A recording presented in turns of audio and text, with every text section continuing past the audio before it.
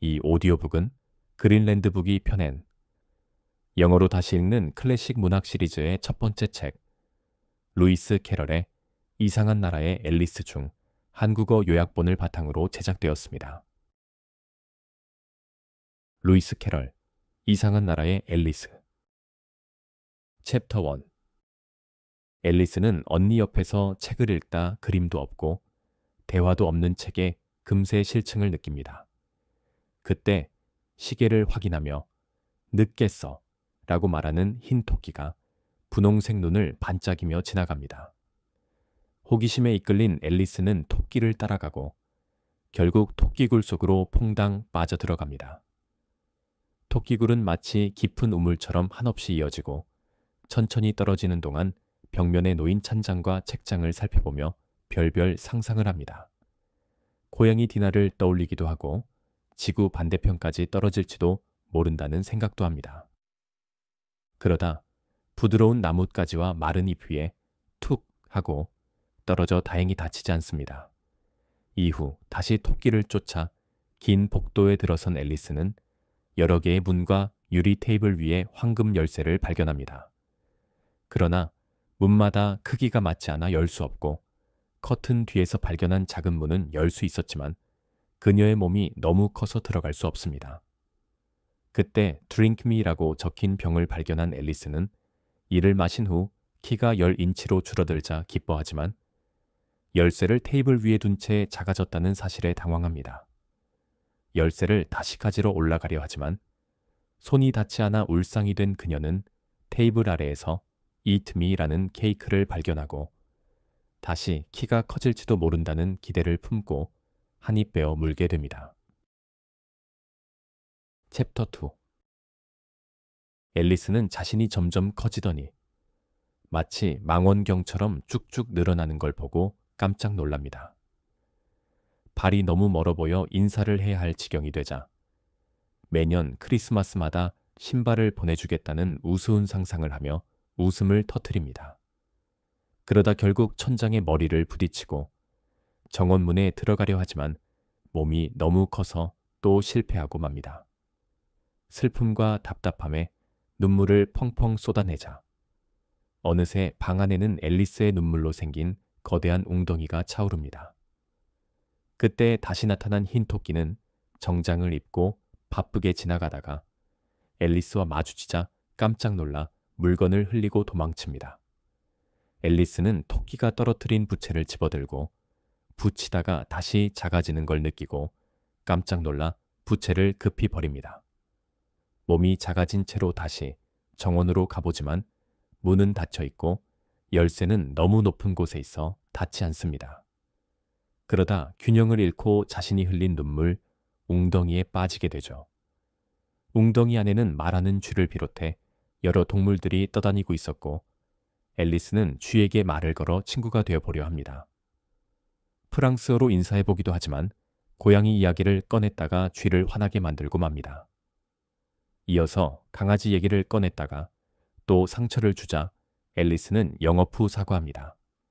결국 진심이 전해졌는지 쥐는 다시 돌아와 해변으로 함께 가자고 합니다.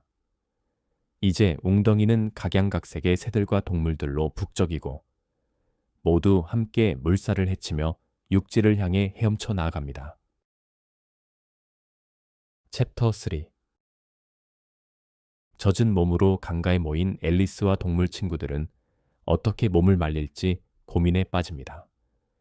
생쥐는 자신만만하게 건조한 이야기가 최고라며 지루한 역사 강의를 시작하지만 아무도 마르지 않았죠. 그러자 도도새가 나서서 모두가 동시에 뛰고 멈추는 시작도 끝도 없는 코커스 경주를 제안합니다.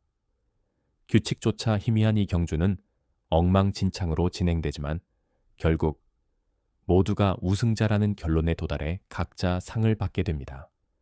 앨리스는 주머니에서 과자 상자를 꺼내 동물들에게 나눠주고 자신에게는 도도새가 골무를 진지하게 상으로 건넵니다. 모두 즐겁게 웃는 가운데 동물들은 생쥐에게 이야기를 들려달라고 청하고 생쥐는 자신의 긴 슬픈 이야기를 시작합니다. 하지만 앨리스는 테일리를 타일로 착각해 생쥐의 꼬리가 길게 글씨처럼 이어지는 엉뚱한 상상을 펼칩니다. 생쥐는 그 모습에 기분이 상해 떠나버리고 앨리스는 또다시 고양이 디나 이야기를 꺼내 실수를 반복합니다. 고양이를 무서워하던 새들은 잽싸게 달아나고 앨리스는 혼자 남겨진 채 디나를 그리워하며 눈물을 흘립니다. 하지만 이내 어디선가 발소리가 들려오고 앨리스는 혹시 생쥐가 돌아온 건 아닐까 기대하며 고개를 듭니다. 챕터 4. 당황한 흰 토끼는 부채와 장갑이 없어진 것을 보고 앨리스를 하며 메리앤으로 착각한 채 급히 집으로 심부름을 보냅니다. 앨리스는 그의 집에서 부채와 장갑을 찾다가 또다시 발견한 병 속 액체를 호기심에 마시고는 순식간에 몸이 거대해져 방 안을 가득 채우게 됩니다. 창문으로 들어오려던 토끼는 앨리스에게 손으로 밀쳐지자 기겁하고 밖에서는 그녀를 집 밖으로 끌어내려는 소동이 벌어집니다. 도마뱀 비리, 굴뚝으로 내려오려다 앨리스의 발에 차여 하늘로 날아가고 결국 동물들은 집을 태우자며 아수라장이 됩니다. 이에 앨리스는 디나 얘기로 겁을 주지만 효과는 없고 돌을 던지기 시작한 동물들의 공격을 받습니다. 그런데 그 돌들이 케이크로 변하자 앨리스는 하나를 집어먹고 다시 작아져 탈출에 성공합니다. 숲으로 도망친 앨리스는 다시 원래 크기로 돌아가 정원에 들어가야겠다고 결심하지만 방법을 몰라 헤매던 중 거대한 강아지와 마주칩니다. 강아지는 앨리스를 장난감처럼 쫓아다니고 그녀는 간신히 도망쳐 한 버섯 밑에 숨습니다. 그곳에서 후카를 피우고 있는 푸른 애벌레를 만나며 이야기는 또 다른 전환점을 맞이합니다. 챕터 5. 앨리스는 연기를 내뿜으며 후카를 피우고 있는 파란 애벌레와 마주칩니다. 애벌레는 시큰둥한 태도로 너는 누구냐고 묻고 앨리스는 크기가 계속 바뀌는 혼란 속에서 자신도 잘 모르겠다고 답합니다. 이 철학적인 질문은 단순한 소개를 넘어 앨리스가 겪는 자아 정체성의 혼란을 상징합니다. 애벌레는 그녀를 시험하듯 아버지 윌리엄 씨를 외우게 하지만 앨리스가 틀리자 엄격하게 틀린 부분을 지적하죠. 대화 말미, 애벌레는 버섯의 한쪽은 키를 크게 하고 다른 쪽은 작게 만든다는 중요한 힌트를 남기고 사라집니다. 앨리스는 양쪽을 번갈아 갉아먹으며 크기를 조절하려 애쓰다. 실수로 목만 길게 늘어나 숲속 나뭇가지 위로 머리를 내밀게 됩니다. 그 모습을 본 비둘기는 앨리스를 뱀으로 오해해 알을 지키기 위해 격렬하게 날개를 퍼덕이며 경계합니다. 앨리스는 자신이 소녀라고 설명하지만 비둘기는 그녀의 긴 목을 보고 도무지 믿지 않죠. 이 장면은 웃음을 자아내면서도 외형만 보고 판단하는 상황에 대한 풍자로도 읽힐 수 있습니다. 결국 앨리스는 다시 버섯을 먹으며 신중히 몸의 크기를 조절해 본래의 모습으로 돌아오고 조그마한 집 하나를 발견합니다. 그 집에 들어가기 위해 다시 몸을 작게 만들고 조심스럽게 다가갑니다. 챕터 6. 앨리스는 작은 집 앞에서 이상한 모습의 하인두를 마주칩니다. 말이 거의 똑같고 제복은 말끔하지만 얼굴은 물고기와 개구리를 닮은 이들은 여왕의 크로케 초대장을 전달하며 서로의 머리카락을 엉키도록 절을 반복합니다. 그 황당한 광경에 어이없어 하던 앨리스는 문 앞에 서 있는 개구리 하인의 무심한 태도에 당황하면서도 용기를 내어 집 안으로 들어갑니다. 그 안은 온통 후추 냄새로 가득하고 요리사는 접시와 국자 같은 주방 도구를 마구 집어던지고 있습니다.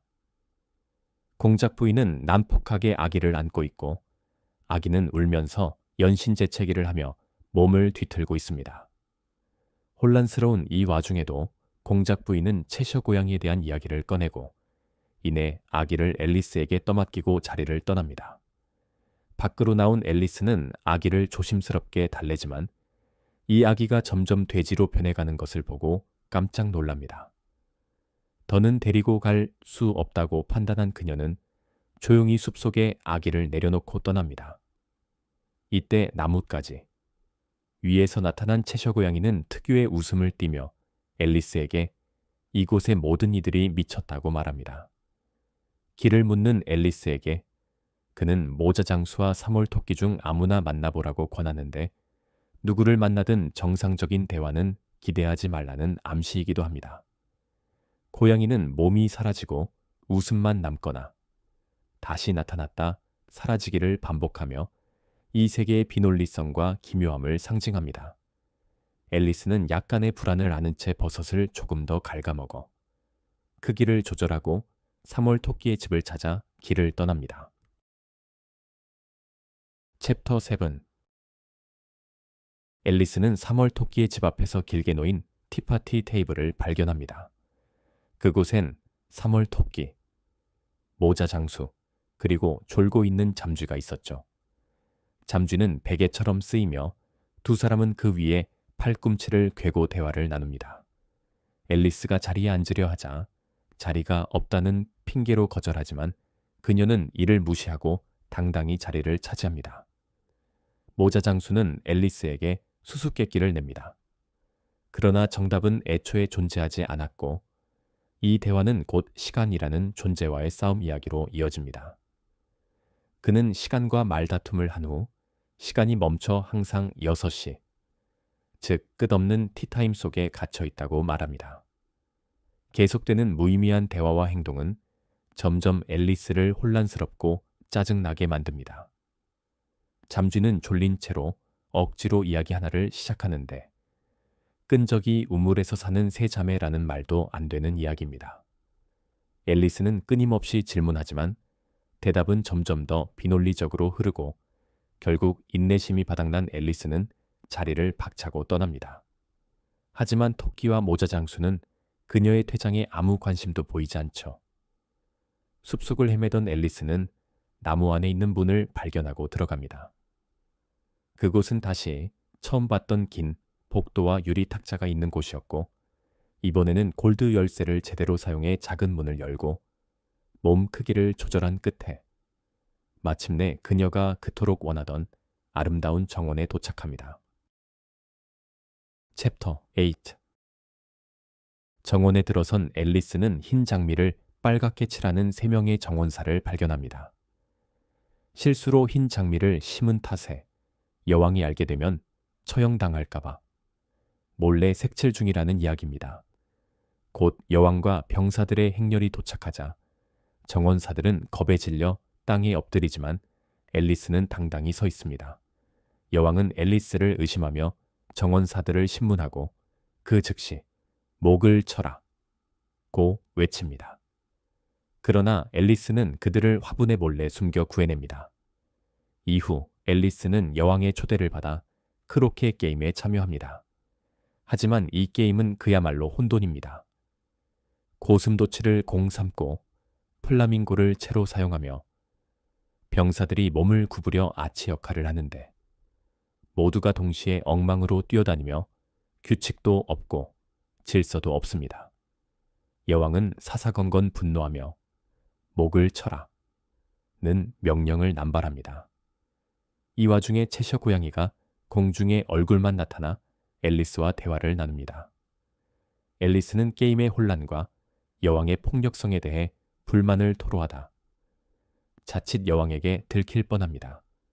여왕은 고양이까지 적대시하며 저것도 목을 쳐라 고 명령하지만 고양이는 몸통이 없어 처형할 수 없습니다. 왕과 여왕, 처형이는 서로 다투기 시작하고 결국 앨리스는 고양이가 공작 부인의 것이라고 말하며 그녀를 데려오라고 제안합니다. 그 사이 채셔 고양이는 흔적 없이 사라지고 혼란스러웠던 분위기는 잠시 진정되며 다시 게임이 이어집니다. 챕터 9. 앨리스는 다시 만난 공작 부인에게서 놀라운 변화를 느낍니다. 전에는 난폭하던 그녀가 이번엔 다정하게 팔짱을 끼고 앨리스에게 삶의 교훈 비슷한 말을 건넵니다. 그러나 그 온화함은 여왕이 등장하자마자 순식간에 사라지고 공작 부인은 도망치듯 자리를 뜹니다. 하트 여왕은 앨리스를 모조 거북을 만나게 하겠다고 하며 그리폰이라는 날개 달린 괴물에게 그녀를 맡깁니다. 앨리스는 그리폰도 여왕만큼이나 이상하고 믿기 어렵게 느껴지지만 별 수 없이 따라갑니다. 모조 거북은 슬픔에 젖은 눈으로 앨리스를 바라보며 자신은 본래 진짜 거북이었지만 지금은 모조품으로 전락했다고 한탄합니다. 하지만 옆에 있던 그리폰은 저건 다 지어낸 슬픔일 뿐이라고 무심하게 받아칩니다. 거북은 바닷속, 학교에서의 학창시절을 회상하며 굴절과 비틀기, 야망, 산만함 추하게 만들기 같은 기이한 과목들을 배웠다고 말합니다. 그들의 수업은 처음엔 하루 10시간이었지만 점점 줄어드는 방식이었다고 합니다. 교사는 늙은 바닷장어였고 개도 있었다는 설명은 점점 더 황당해집니다. 앨리스는 고개를 갸웃거리며 계속 질문을 던지지만 두 생물은 점점 감정에 북받치고 이야기는 됐고 이제는 게임 얘기를 하자고 화제를 바꾸려 합니다. 감정과 이성이 엇갈리는 이 장면은 앨리스가 점점 이 세계의 불합리함에 익숙해져 가고 있음을 암시합니다. 챕터 10. 모조 거북은 앨리스에게 바닷속 생물들이 함께 추는 춤 랍스터 쿼드릴에 대해 흥분하며 이야기합니다. 그는 그리폰과 함께 직접 시범을 보이며 랍스터를 고슴도치처럼 던지고 파트너를 바꾸고 바닷속을 우왕좌왕 굴러다니는 춤 동작을 생생하게 설명합니다. 이어서 거북은 감정을 담아 노래를 부르며 춤을 추고 앨리스는 이 기이하면서도 유쾌한 광경에 빠져듭니다. 춤이 끝난 후 그리폰은 구두 광내는 재료로 흰살 생선이 쓰인다는 이상한 설명을 시작하고 목적과 돌고래를 혼동한 말장난도 오갑니다. 이들의 대화는 갈수록 혼란스러워지고 앨리스는 도무지 따라잡을 수 없습니다. 그러자 그들은 앨리스에게 지금까지 겪은 일을 말해보라고 합니다. 앨리스는 토끼를 쫓던 순간부터 차례차례 설명하려 하지만 갑자기 시를 외우게 되고 엉뚱한 구절이 튀어나옵니다. 이에 거북과 그리폰은 말도 안 돼 라며 앨리스를 다그치고 분위기는 점점 산만해집니다. 그러다 모조 거북은 울먹이며 아름다운 거북 수프라는 노래를 부르기 시작하고 이 장면은 이 세계가 품고 있는 슬픔과 광기의 이면을 잠시 드러냅니다. 그러나 곧 바람을 타고 재판이 시작된다. 는 외침이 들려오고 그리폰은 앨리스를 다급히 끌고 다음 장소로 향합니다. 이상한 나라에서의 여정이 또 한 번 전환점을 맞이하는 순간입니다. 챕터 11. 앨리스는 하트 왕과 여왕이 왕좌에 앉아있는 법정에 도착합니다. 법정에는 각양각색의 동물, 새, 카드 병사들이 빼곡히 자리를 메우고 있으며 피고인 하트 잭은 사슬에 묶인 채 억울한 듯 서 있습니다. 재판대 중앙에는 탐스럽게 생긴 타르트가 놓여 있어 앨리스는 이 상황이 어서 끝나면 좋겠다는 생각부터 듭니다. 재판은 하트 여왕이 만든 타르트를 잭이 훔쳤다는 시를 낭독하는 것으로 시작되며 증인으로는 모자 장수가 호출됩니다. 하지만 그는 여전히 차 마시는 일에 집착하며 횡설수설하고 버터가 너무 얇아졌어요 같은 엉뚱한 말을 반복합니다. 여왕은 노려보며 압박하고 앨리스는 이 소란 속에서 다시 몸이 커지기 시작해 잠쥐를 밀치고 말죠. 한편 기니피그들이 환호하자 병사들은 그들을 봉지에 넣고 눌러서 억제합니다. 이 장면을 보며 앨리스는 신문에서 보던 억제됐다는 말이 이런 뜻이었나? 하고 냉소적인 깨달음을 얻게 됩니다. 이후 공작 부인의 요리사가 증인으로 나오지만 말을 듣기 어려울 만큼 시끄럽게 말하고는 이내 사라지고 잠쥐는 재판 내내 졸다 깨달을 반복하며 소란을 더합니다. 그 순간 마지막 증인으로 뜻밖에도 앨리스의 이름이 호명됩니다. 점점 커진 몸과 함께 그녀는 이제 이 우스꽝스러운 재판의 관찰자가 아니라 행동자로 끌려들게 됩니다. 이야기의 중심으로 앨리스가 본격적으로 발을 들여놓는 순간입니다. 챕터 12. 법정의 마지막 증인으로 앨리스가 호출되자 그녀는 커진 몸집 탓에 배심원석을 넘어뜨리고 바닥에 흩어진 배심원들을 다시 자리에 앉히느라 정신이 없습니다.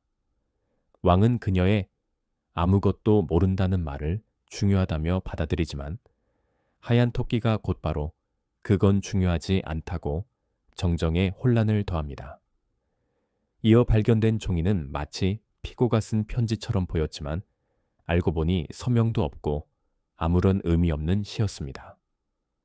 왕과 여왕은 억지로 이를 증거로 삼으려 하고 여왕은 선고를 먼저 평결은 나중에라고 외칩니다. 이에 앨리스는 드디어 더는 참지 못하고 그건 말도 안 돼요 라며 반기를 듭니다.